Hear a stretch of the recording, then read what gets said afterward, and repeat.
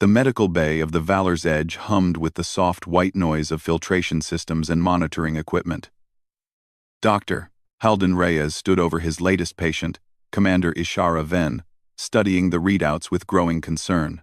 The human medic had seen plenty of species push themselves beyond reasonable limits during his 15 years serving on multi-species vessels, but humans always managed to surprise even him with their stubborn refusal to acknowledge basic biological needs. 47 hours, he muttered, shaking his head. Commander, you've been awake for 47 consecutive hours, coordinating the refugee evacuation. Your cortisol levels are through the roof. Your reaction time has decreased by 38%, and I'm detecting microtremors in your hands. Ishara sat on the edge of the medical bed, still in her uniform, eyes bloodshot but alert. The Thornback refugees need. What they need, Doctor, Reyes interrupted firmly, is for their coordination officer to not collapse from exhaustion in the middle of docking procedures. You've done incredible work, Commander.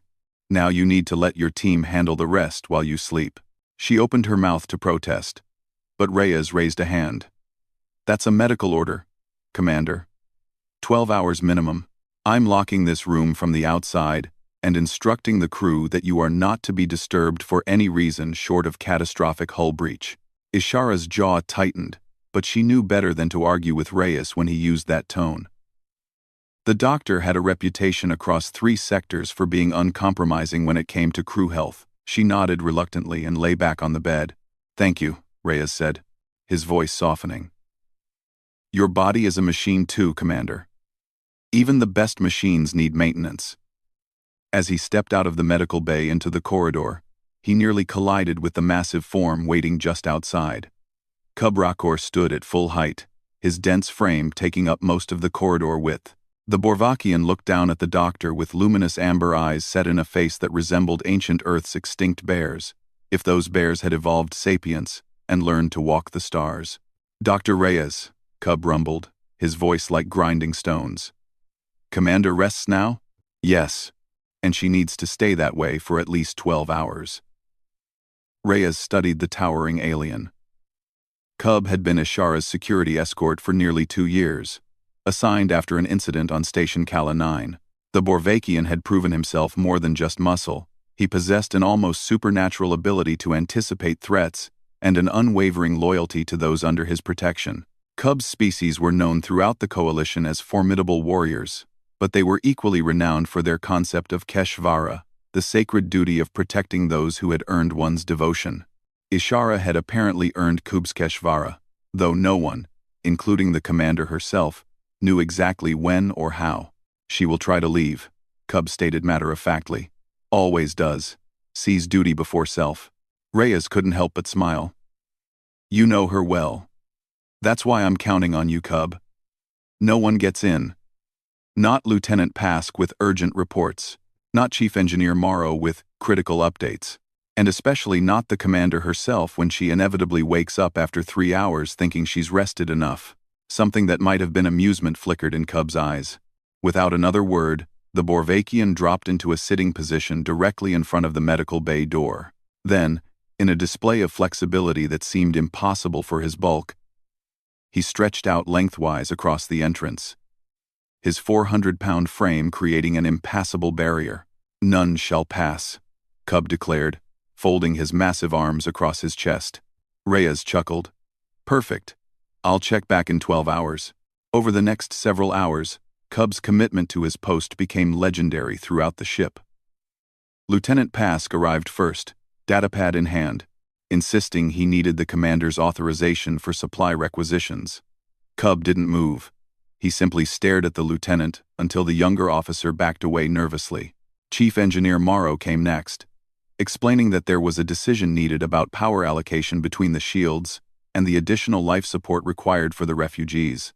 Cub responded by closing his eyes and beginning what appeared to be a deep meditative state, though his ears remained perfectly alert. I don't have time for this, Morrow grumbled. The commander needs to. Rest, Cub interrupted without opening his eyes. Doctor's orders. You are intelligent. Make decision yourself. Have confidence. Morrow sputtered, then stalked away, muttering about oversized security blankets. The most significant test came 6 hours in, when Captain Theros himself approached. The Zentarii captain, with his crystalline carapace gleaming under the corridor lights, clearly expected his rank to override any obstacle. Cub Rakkor, I need to speak with Commander Ven immediately. We've received communications from the Thornback Council that require her expertise. Cub opened one eye. Captain Theros. Respect your rank. Respect Commander more. She saves 3,000 refugees. Works without sleep. Now body repairs. You have entire diplomatic corps on board. Use them. Let her rest. The captain's mandibles clicked in irritation, but something in Cub's immovable stance and steady gaze made him reconsider. Theros had commanded multi-species crews long enough to recognize when a battle wasn't worth fighting. Very well, the captain conceded. But inform the commander when she wakes that I expect a full briefing. Will do, Cub promised. As the captain departed, Ensign Kira, a young Terran communications officer, approached with a steaming cup of something that smelled vaguely of herbs and spices. She carefully stepped around Cub's outstretched legs and set the cup within his reach. For you, she said softly. Heard you've been holding the fort for hours. Figured you could use some tea. Cub's expression softened a remarkable sight on his ursine features. Thank you, young Kira. Kind heart. She smiled and left without asking to disturb the commander, earning an approving nod from the Borvakian guardian. 12 hours and 17 minutes after Dr. Reyes had sealed the medical bay, Commander Ishara Ven emerged. Her eyes were clear, her posture straight, and color had returned to her cheeks. She nearly tripped over Cub, who was still faithfully maintaining his position. Cub? She asked, surprised. Have you been here the entire time? The Borvakian rose to his full height, joints cracking slightly. Dr. Reyes said you needed rest. Cub made sure you got rest. Ishara looked down the corridor, noticing several crew members pretending not to watch. She turned back to Cub, and her expression softened in a way few ever witnessed. Thank you, she said simply. Keshvara, Cub replied, placing one massive hand over his heart. Always. As they walked together toward the bridge, Dr. Reyes watched from the medical bay observation window. He'd seen many examples of interspecies cooperation during his career, but something about the bond between the driven human commander and her devoted Borvakian guardian reminded him why he loved serving aboard coalition vessels. Humanity had brought many things to the stars: technology, art, stubborn determination. But perhaps their greatest gift was their ability to forge bonds that transcended species, creating families among the stars. And sometimes, he thought with a smile, those families included a 400-pound do not disturb sign with unwavering loyalty.